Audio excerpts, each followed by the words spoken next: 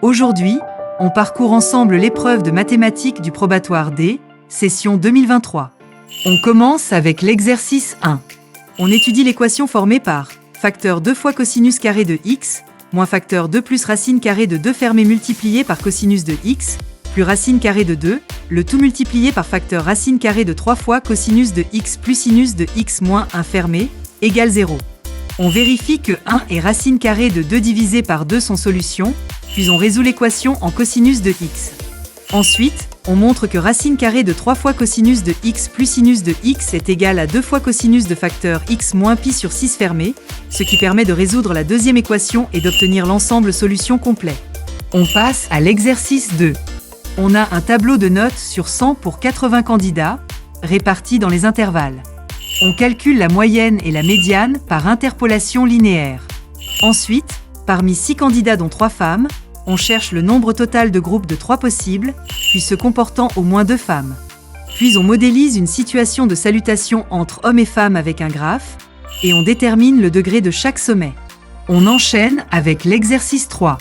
Le triangle EFG est isocèle en E, avec FG égale 8 cm et EF égale 5 cm. I est le milieu du segment FG. On construit le triangle, on place un point H tel que FH soit égal à EF, puis on montre que H est un barycentre des points E et F avec des coefficients petit e et petit f. On montre ensuite que pour tout point M, le vecteur MF plus le vecteur MG est égal à 2 fois le vecteur MI, et que 2 fois le vecteur MF moins 2 fois le vecteur ME est égal à 2 fois le vecteur EF. On termine en déterminant l'ensemble sigma des points M tel que la norme du vecteur MF plus le vecteur MG soit égale à la norme de 2 fois le vecteur MF moins 2 fois le vecteur ME, puis on le construit. On continue avec l'exercice 4.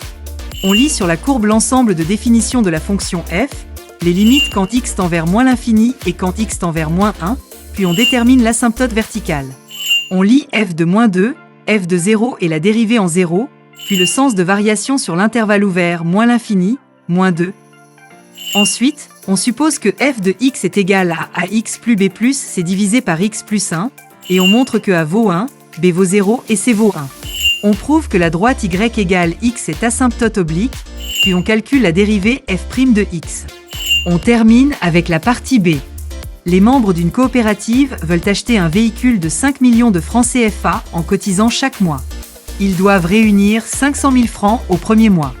2 nouveaux membres arrivent, ce qui diminue la cotisation individuelle de 12 500 francs.